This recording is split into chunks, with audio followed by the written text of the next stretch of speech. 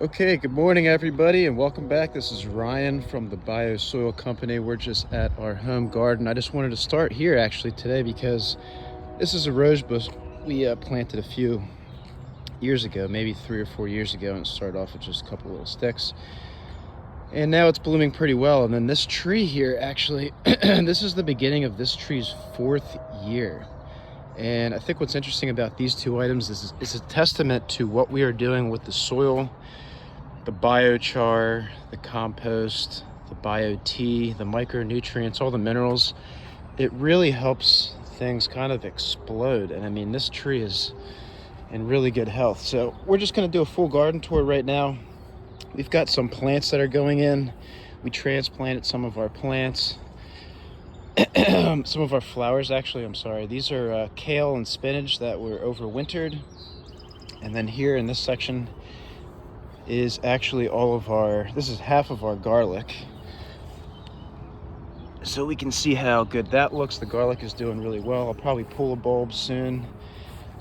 Hidden in between here is a tomato plant. On this post, we're gonna be building a custom metal post with a wire that'll string these down the front. We have a celery, another tomato. These are gonna be all zucchinis and squashes. We have a couple coming up right now. There's another tomato that'll, again, string up of this metal post and then down this fence line. We're using vertical space. These are there's a flower right here and some kale from last year. And then on this side of the fence, the little ones, these little ones right here are actually sunflowers. So we're gonna have, they're all edible sunflower seeds and they're gonna be about 6 feet tall. We did it a few years ago. We had about, I think they're maybe 15 or 16-inch sunflower heads. This is a lupine or lupine. This is a really beautiful flower. It's a perennial, meaning it'll come back year after year. I've put those all over the property this year because they've just been so pretty. And then this is the beginning of another garden section that we're utilizing. This side of the property, part of what we're trying to do here is utilize all the space on our property. And if you haven't seen what we're doing on this section, what we're doing is we're creating a native space with native plants, native insects. We're using the raised garden bed line, the RGB line. The native series boxes, these are brand new boxes. They're 14-inch tall. On the native series, that's a 3-foot circle. And then here we're waiting for this to come back from powder coat. This is gonna be a 6-foot. It'll be the same length as this one, but this is our resilience series, which is a 8.5-inch tall bed with 6 inches of soil. So this is the 58-gallon.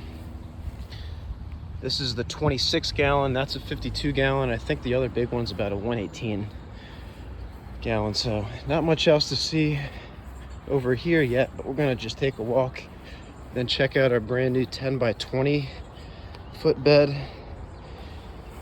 We've got more starters here. So each of these trays, I think, are 50 seeds, and not all of them are coming up, but we've got lime basil, we've got San Remo basil, we've got some more sunflowers. I think those are an autumn sunflower. These are cantaloupe, that's one butternut squash, and those are some more of the sunflowers. We had 2 die in the front, I'm gonna transplant. So these are our strawberry barrels. We're getting about a basket of strawberries every day or so, or every 2 days maybe. You can see that they're kind of intermixed all in here, and we've been harvesting them nonstop. In fact, Liam, our son, our 2-year-old son, has been harvesting them nonstop. These are the beginning of our CBD plants. We have 2 different varieties. We've got 4, we lost 1. More strawberries in this box, 1 marigold, 1 flower. We've got 2 different types of beans and snap peas, and then that's all. These are all strawberries here. You can see them down the front.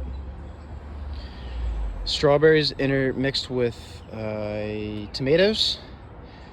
And then here is our main 10 by 20 growing area, and we've got a lot going on here. We can see that since the last time I did this, we really have a huge update here. I'm gonna try to fire off what's going on here. In this front row, this back row, are onions. These are snap peas. The snap peas are finally getting bigger. These are all cucumbers, just starting off. One of the things that I'm recognizing right now is that they're going to be shaded out a little bit by the row of carrots we have on that side, but I think that they should be able to get enough sun to hit that trellis and kind of take off. So we'll see how that goes. They're doing well right now. This line is 4 different varieties of carrots. This line is all direct sown. There's 2 different varieties of direct sown onions. This is an eggplant that'll be huge. We've got Brussels sprouts, broccoli. These are onions. All the thin ones that look like big pieces of grass are onions. We've got 4 different kales, and this section is we have these poly low hoops over here. These are 1/2-inch conduits bent at 32-inch. These kales are all brassicas. We have a problem with this orange harlequin bug that attacks our brassicas, so we're going to net these, and I still haven't got to it, but I'm kind of getting risky. In this area here, we've got another eggplant down here. We've got spinach. These are our lettuces. So our lettuces, we're going to be doing a pick and come again method, which is where you will pull off the bottom leaves. You'll pull off the bottom leaves like this and eat these, and you can harvest this perpetually for like maybe 2 months or until it gets too hot and it bolts. All of the ones in cages are peppers. I think we have 6 different types of peppers. And then everything on the string is a tomato. So the tomatoes will climb up the string, and then we're going to use these 2 strings of the trellis to drop fruit sets down this side. These will be walls of beans and cucumbers and other climbers. So that's what's going on with these beds right here. Fair amount of food in here. Again, we're using the string method on our tomatoes. We've got, I think, 6 or 7 tomatoes back here, but they'll climb up those strings, and then these whole back walls, we'll do a single stem method on our tomatoes, and we'll string those down. They'll just be fruit sets hanging. And what's the most important part that I like about that single stem method is that you're going to produce the highest quality, most nutrient dense tomatoes. They're going to be the biggest tomatoes you can get. You're focusing all of your energy from that tomato plant into each fruit set, and then that fruit set will actually very consistently be produced where you'll be able to harvest it consistently through the end of your season. For us, that's typically about November, and those vines can get to be about, I think our longest ones are about 30 feet long. These are our grapes. So you can see here are the grapes that are forming. We are going to have a lot of grapes this year. These are 4th year grapevines. This one is a 3rd year grapevine because it died off after the 1st year and came back. But that's about it. This other section back here is garlic, beans, and snap peas. The garlic will be out soon, and I think we're going to probably do edamame or soybean back here. This is thyme. The thyme's starting to flower. Smells amazing.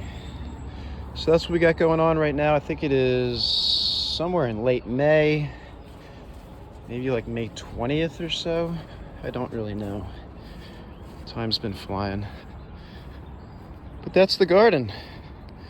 What we're eating right now is we actually just harvested out of all of the garlic we took off the top. There's a thing that's called a, what is it called? I forget the name of it now.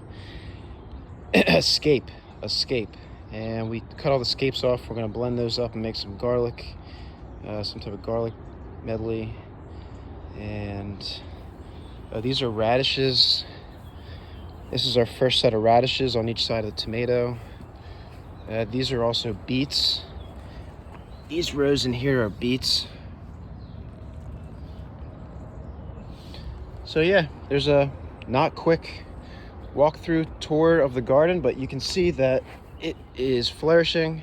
And what's interesting about this garden right now is that we actually haven't even fertilized yet.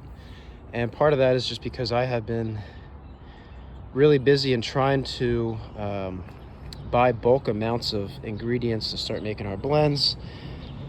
So all of this growth is really just the soil that we had from last year, plus compost, about 2 inches of compost, plus vermicast. And we did use a fair amount of vermicast. We used a couple bins of vermicast this year, which is like if you're just shaking a handful of dirt and just spreading it kind of lightly over the top of the surface. That's kind of what we do with the vermicast. But all of our growth so far is really just based off of our compost, our vermicast, and then whatever we had going on with the soil last year.